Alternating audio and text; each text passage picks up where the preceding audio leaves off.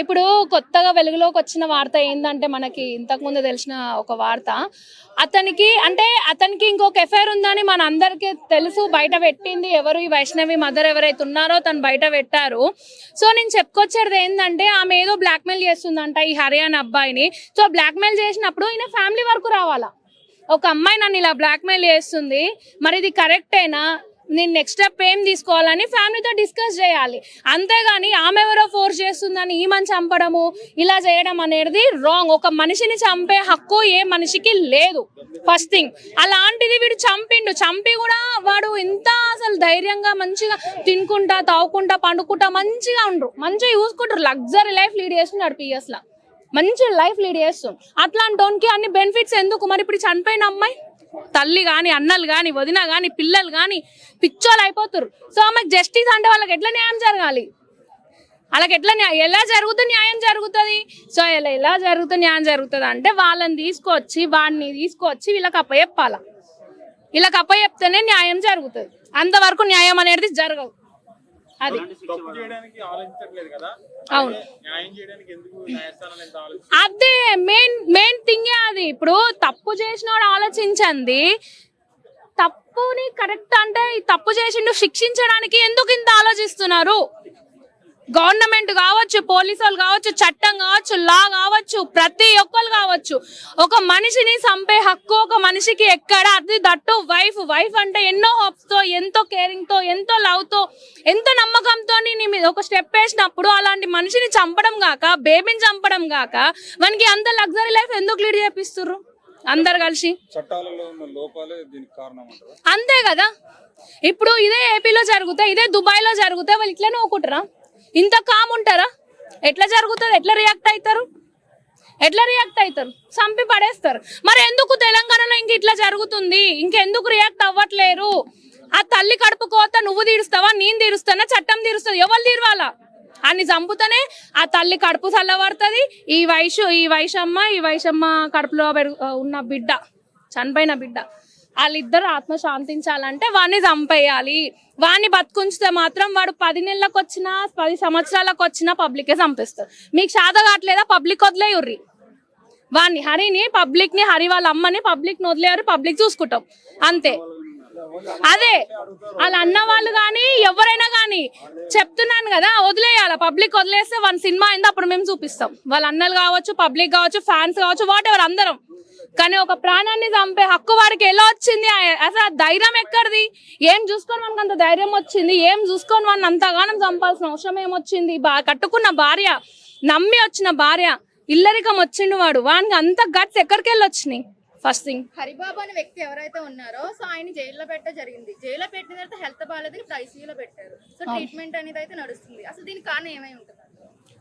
Reflect అండి, కర్మ అనేది వానికి రివర్స్ కావాలని చేయించారు అని అంటారు. అలా ఏం లేదు. మేబీ హెల్త్ రావచ్చు, ఎందుకంటే వాడు చేసింది పుణ్యం కాదు, పాపం. సో ఆ వైష్ణవి తల్లే దయ్యమై పట్టిందొచ్చు, పడతా ఇంకా వెరీ హ్యాపీ. ఆమెను ఎట్లయితే చంపిండో వీడు, ఈమె కూడా అలానే తీసుకోపోతామని బాగుంటది.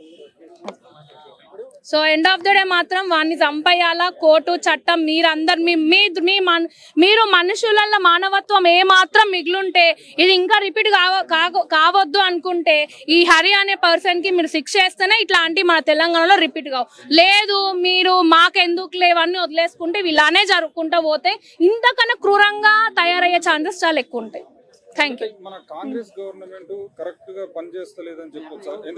ఆఫ్ కోర్స్ అండి. ఎక్కడ ఇప్పుడు ఈ రేవంత్ రెడ్డి మన ఏదానికి వెళ్తున్నాడు? గద్దర్ అవార్డ్ ఫంక్షన్లకు, సినిమా ఆడియో ఫంక్షన్లకు, మన పెళ్లిలకు, రిసెప్షన్లకు, ఎంగేజ్మెంట్లకు, ఓపెనింగ్లకు, వీటిలకు తిరగనీకి ఉన్నంత టైము ఒక అమ్మాయికి ఆపదొచ్చింది, అమ్మాయి చనిపోయింది, కడుపులో ఉన్న బిడ్డ చనిపోయింది, అప్పుడు వస్తలేదా టైం? అప్పుడు వెళ్ళనీకి వస్తలేదా? ఏమైపోతుంది మరి? రేవంత్ రెడ్డి అన్న మాటలేమో తూటాల్లాగా ఇరుస్తావు కదా, మరి శాతలు ఏడికిపోయినాయి? నీ మాటలేనా శాతలు కావా? నిన్ను గెలిపించుకున్నాం ఎందుకు? మేమందరం మా కేసీఆర్ని కాదని పక్కకు పెట్టి నిన్ను గెలిపించుకొని మా సొసైటీని ఆదుకుంటావని నువ్వేం చేస్తున్నావు? ఫైనల్ గా ఒక్కళ్ళకి ఆపదొచ్చినా నువ్వు ఏడన్నా కనిపించినావా? మన కవితక్క కనిపించింది, మిగతా సీతక్క, వీళ్ళందరూ కనిపిస్తున్నారు. నువ్వేడా? నువ్వు అవార్డు ఫంక్షన్లకు తిరుగుతావు. నువ్వు అట్లుంటదన్న మీ పరిపాలన మొత్తం. రేవంత్ అన్న ఇప్పటికైనా కన్సిడర్ చేసి వానికి ఏదో ఒకటి ఇప్పియుర్రి. హాస్పిటల్లో అంటే ఇప్పుడు మొన్న విచారణకు తీసుకొని పోయిన తర్వాత విరోచనాలు అదే వామిటింగ్స్ మోషన్స్ అవుతున్నాయని చెప్పేసి జగిత్యాల హాస్పిటల్లో జాయిన్ చేయడం జరిగింది. తర్వాత ఇక్కడికి తీసుకొచ్చారంట, ఎక్కడ కేర్ హాస్పిటల్కి. అక్కడ అంతా డ్రామా మొత్తము, వాడికి మైండ్ సరిగా లేదు అని చెప్పేసి డాక్టర్లని ఇటు పోలీస్ డిపార్ట్మెంట్ని బాగా ముప్ప తిప్పలు పెడుతున్నాడు. మామూలుగా ముప్పు తిప్పలు పెట్టట్లేదు, కానీ అదంతా డ్రామా చేస్తున్నాడు. వాడికి మైండ్ సరిగా లేదని చెప్పేసి ట్రీట్మెంట్కి కూడా సహకరించట్లేదు. ఇప్పుడు అందరు వాడు ఏమనుకుంటున్నాడు అంటే, ఇప్పుడు నా పరిస్థితి ఏంటి, అందరూ ఒకటైపోయారు కదా, నన్ను బయట వదిలితే ఏంటి పరిస్థితి అని చెప్పేసి వాడికి భయం అనేది పుట్టుకుందయ్యా. బయటకు వస్తే మాత్రము మామూలుగా ఉండదు వాడికి. ఇప్పుడు పాపము అమ్మాయికి వాడు విషం తీసుకొని పెళ్లి చేసుకోకముందు విషం తాగి మోసం చేసి మాయమాటలు చెప్పి పెళ్లి చేసుకొని ఈ రోజు అమ్మాయిని చంపాడంటే ఎంత దారుణం అది. కానీ దీని వెనకాల ఏదో కుట్ర అయితే జరుగుతుంది. బాగున్న మనిషి సడన్గా వామిటింగ్స్ మోషన్స్ అంటే అది మనము ఆలోచించాల్సిన విషయము. కానీ ఏంటంటే ఒక్కటి, అప్పుడే వాడికి చావు రావద్దు. ఎందుకంటే ఆ అమ్మాయి ఎంత నరకం చూసిందో, ఎంత బాధపడిందో, ఆ అమ్మాయి ఎంత క్షోభ అనుభవించిందో. 20 కత్తిపోట్లు అంటే మామూలు విషయం కాదు అది. 20 సార్లు పొడిచాడంటే వాడు మనిషా? ఎంత నమ్మారు వాళ్ళ ఫ్యామిలీ ఎంత నమ్మింది. వాడు విషం తాగిన తర్వాత ఈ అమ్మాయి లైఫ్ ఇచ్చింది, 100 ఏళ్ల జీవితం. అరే నా కోసం ఇంత త్యాగం చేస్తున్నాడా అనే దరిద్రపు నా కొడుకు.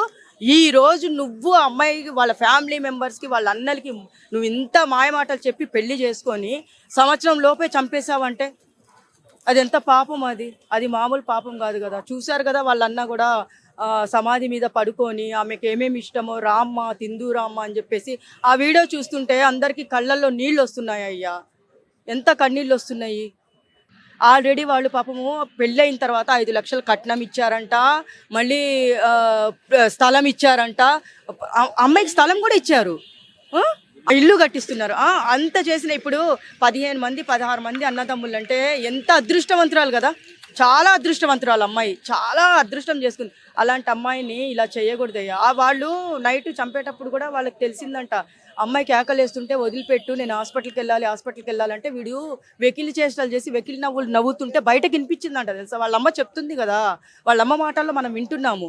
కానీ వదిలిపెట్టకుండా వాడు అంత దారుణానికి వడగొట్టాడంటే ఇప్పుడు వాడికి విచారణ చేసి వాళ్ళు రిమాండ్లో పెట్టి మళ్ళీ వాడికి మేపి ఎన్ని రోజులు పెట్టుకుంటారు, మేపుతున్నారు మంచిగా. వాడికి బెయిల్ వస్తుంది. బెయిల్ వచ్చిన తర్వాత వాడికి బెయిల్ వచ్చిన తర్వాత వాళ్ళు వదిలిపెడతారా? వాళ్ళు అన్న వదిలిపెడతారా? ఎవ్వరు వదిలిపెట్టరు. చంపేయాలి. ఎందుకంటే మేము కూడా అందరము, మాకు కావాల్సింది అదే. నేను కూడా ఒక ఆడపిల్లగా నేను అదే కోరుకుంటున్నాను. ఏమన్నారు ఒక మీడియా వాళ్ళు కొంతమంది వాళ్ళ అన్న దగ్గరికి వెళ్ళి మేము చంపేస్తాము, వాడి బయటికి రాని మేము చంపేస్తామంటే వాళ్ళు ఏమన్నారు, ఆ చట్టాన్ని మన చేతుల్లోకి తీసుకోకూడదు, పోలీస్ డిపార్ట్మెంట్ ఉంది, న్యాయ చట్టం ఉందంటే. ఇప్పుడు ఆయేషా మీరా హత్య కేసు ఏమైంది? ఎన్ని సంవత్సరాలు అయింది? ఆయేషా మీరా హత్య కేసు ఎట్టుపోయింది? ఢిల్లీలో ఒక అమ్మాయిని చంపారు, ఆ కేసు ఎట్టుపోయింది. ఎక్కడ చూపిస్తున్నారు? ఎక్కడ న్యాయం ఉంది? ఎక్కడ డిపార్ట్మెంట్ ఉందయ్యా? వాళ్ళు కరెక్ట్గా వీళ్ళు డ్యూటీలు చేస్తున్నారు. నేను చేయట్లేదని చెప్పట్లేదు, కానీ వాళ్ళ అంత స్పాట్లో అక్కడికక్కడే అందరినీ చంపుకుంటూ పోతున్నా కానీ, ఎన్కౌంటర్ జరుగుతున్నా కానీ ఇంకా ఆడపిల్లల మీద నేరాలు జరుగుతున్నాయి. ఎందుకని జరుగుతున్నాయి అన్నమాట అలాగా? డబ్బు కాసపడి పెళ్లి చేసుకోవడం అంతే. ఒక్కసారి ఇచ్చి అలవాటు చేసామనుకోండి, మళ్ళీ అదే అలవాటు అయిపోతుంది వాడికి. కానీ వాడికి చావు అనేది ఎలా రావాలి తెలుసా? అంత తొందరగా చంపద్దు. ఎంత క్షోభ అనుభవించి నరకం చూసి వాళ్ళ చేతులు వీళ్ళు వదిలిపెట్టినా కానీ వాళ్ళు ఎట్లా చంపాలంటే, ఒకవేళ సపోజ్ దొరికాడు అనుకో, హరిగాడు వాళ్ళ అన్న చేతుల్లో దొరికాడు అనుకో, వాళ్ళు ఎట్లా చంపాలి తెలుసా? ముక్కలు చేసి చిన్న ముక్కలు చేసేసి మూట కట్టి ఎక్కడన్నా తీసుకొని పోయేసి పడేయాలంతే. ఏ సముద్రంలోనే కలిపేయాలి, వాడి సమాధి అక్కడే చేయాలంతే. నేను కోరుకునేది ఒకటేనయ్యా, ఆ అమ్మాయిని పాపము, ఎంత యూట్యూబర్ అమ్మాయి, ఎంత ముద్దుగుంది పాపము, ఎంత మంచిగుంది, ఒక ఆడపిల్ల మహాలక్ష్మి, ఎంత క్యూట్గా ఉంది ఆ పాప. ఎలా చేతులు వేస్తున్నాయో నాకు అర్థం కావట్లేదు. మీరు చంపేటట్టు అయితే మీరు పెళ్ళిళ్ళు చేసుకోకండి. ఇంకో అమ్మాయితో ఎఫ్ఐఆర్ ఉంటే మీరు ఆ అమ్మాయికే లైఫ్ ఇవ్వండి. ఇంకో అమ్మాయి జీవితం నాశనం చేసి పెళ్లి వరకు తీసుకొని పోయేసి కడుపుతో ఉన్న అమ్మాయిని చంపే హక్కు నీకు ఎవడిచ్చాడు? నువ్వు విషం తిన్నప్పుడు నీకు నూరేళ్ల జీవితం అమ్మ ఇచ్చినప్పుడు నువ్వు ఇచ్చావా నూరేళ్ల జీవితం? సంవత్సరం లోపే నువ్వు చంపేశావు కదా. ఇదెంత దారుణం ఇది. కానీ నేను ఒకటే చెప్తున్నాను, సమాజంలో ఎవ్వరు మారరు, ఇంకా ఎక్కువైతాయి. ఇంకా ఏంటంటే ఈ సినిమాలు చూసి ఇవి చూసి వీళ్ళకి ఏంటి తెలివి పెరిగిపోతుంది, ఎలా చంపాలి ఎలా చేయాలని చెప్పేసి. సినిమా వేరు, అది సినిమా. రియల్ జీవితంలో ఇలా చెయ్యొద్దు, చంపే హక్కు ఎవరికీ లేదు.